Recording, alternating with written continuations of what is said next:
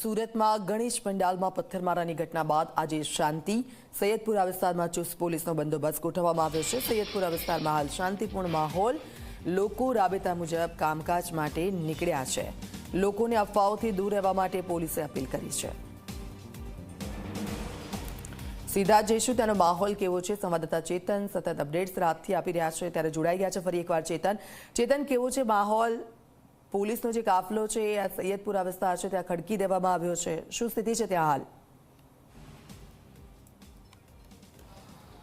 જી બિલકુલથી સુરત શહેરની જે શાંતિ છે તેને દોડવાનો પ્રયાસ ફરી એક વખત કરવામાં આવ્યો છે. ખાસ કરીને જે ઘટના હતી તે સુરતના વરિયાળી બજાર વિસ્તારની હતી, જ્યાં ગણેશ પંડાલ ઉપર કેટલાક અસામાજિક જે તત્વો છે તેમના દ્વારા પથ્થરમારો કરવામાં આવ્યો હતો, જેને કારણે જે લોકટોળું છે તે સુરતના સૈયદપુરા પોલીસ ચોકી છે ત્યાં આવી પહોંચ્યું હતું અને જે ન્યાયની જે માંગ છે તે ન્યાયની માંગ કરવામાં આવી હતી. પરંતુ અહીં પણ જ્યારે લોકટોળું ઊભું હતું અને ધારાસભ્ય અને જે ડીસીપી વિજય ગુજર ઉપર પથ્થરમારો કરવામાં આવ્યો હતો અને ફરીથી જે વાતાવરણ છે તે દોડવાનો પ્રયાસ કરવામાં આવ્યો હતો અને ત્યારબાદ જે લોકટોળું છે તે લોકટોળા દ્વારા જે વાહનો છે તે વાહનોમાં તોડફોડ કરવામાં આવી હતી. આપ સીધા દ્રશ્યો જોઈ શકો છો. હાલમાં જે પાર્ક કરેલા જે વાહનો છે તેમાં આ રીતે જે તોડફોડ છે તે તોડફોડ કરવામાં આવી હતી. જે રિક્ષાનો જે કાચ છે તે કાચ આ રીતે જે છે તે તોડવામાં આવી રહ્યો છે. જે વાઇપર સહિતની તમામ જે વસ્તુઓ છે તે વસ્તુઓ તોડી નાખવામાં આવી હતી. સાથોસાથ જે સ્થાનિક જે દુકાનો છે તે દુકાનોમાં પણ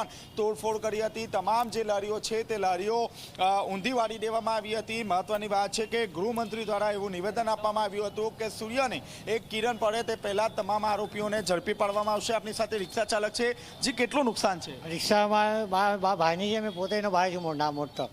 રાતે બહુ બધી લાડી બી તોડફોડ કરી અમારી ધંધાની. નુકસાન બહુ થાય, અંડા ફૂટી ગયા મારા લાડીને. આમાં કેટલું નુકસાન છે એ ખબર નથી અંદાજે. મારો બહુ નુકસાન. રિક્ષા ઊંધી કરી દે બધી રાતે. હા, મારી પોતે છે ખુદની. કાચ પોડી લાગે, બધું લાડીને નુકસાન કરે મારું. એટલે હા, હમણાં મારા ભાઈ આવે, મેં એટલે સાફ કરી લો, બધું લઈ જાઓ. જી, આપણે જે રીતે જોયું તે રીતે જે રિક્ષા ચાલક છે તે રિક્ષા ચાલક અહીં પોતે આવ્યો છે અને પોતાની જે રિક્ષા લેવા માટે આવ્યો ત્યારે ખાસ કરીને જે દ્રશ્યો જોયા તે પોતે પણ ચોંકી ઉઠ્યો હતો, કારણ કે જે કાચ છે અને અન્ય જે નુકસાન છે તે નુકસાન અહીં પહોંચાડવામાં આવ્યું હતું. ગૃહમંત્રી દ્વારા જે નિવેદન આપવામાં આવ્યું હતું કે સુરતના પહેલી કિરણ પહેલા તમામ આરોપીઓને ઝડપી પાડવામાં આવશે, ત્યારે ખાસ કરીને સુરત પોલીસ દ્વારા મોડી રાતે કોમ્બિંગ હાથ ધરવામાં આવ્યું હતું, જેમાં અત્યાર સુધી 27 જેટલા જે આરોપીઓ છે તેને ધરપકડ કરવામાં આવી છે. આપ સીધા દ્રશ્યો જોઈ શકો છો. મહત્વની વાત છે કે 27 જેટલા જે લોકો છે તેને રાઉન્ડ અપ કરીને ઉમરા પોલીસ સ્ટેશન ખાતે લઈ જવામાં આવ્યા છે. આપ જોઈ શકો છો જે માલિક છે તે માલિક પોતાની રિક્ષા લઈને અહીં જઈ રહ્યા છે. જે કેટલું નુકસાન છે? મારે લગભગ 4000નું નુકસાન થયેલું છે. શું તોફાનીઓ દ્વારા શું કરવામાં આવ્યું? અમે અહીંયા સ્ટેન્ડ પરથી ધંધો કરતા હતા, ત્યાં તોફાન ચાલ્યું અચાનક ને અહીંયા લોકો પથ્થર મારવા આવ્યા. પેલા બાજુથી જય શ્રી રામને નારા લગાવીને આવ્યા હતા. ચાલુ હતું પ્રોગ્રામ. હવે ખબર નહીં હું તો એ લોકો કંઈ, અમે તો ધંધા માટે બેસેલા હતા, પણ અહીંયા અમને લોકોને ખબર નહીં, અચાનક અમે બાજુથી ભાગવા માંડીને કે પથ્થર આવવા માંડીને સામેથી. ખબર નહીં પબ્લિકમાં શું થયું, અચાનકથી પથ્થર આવવા માંડ્યા.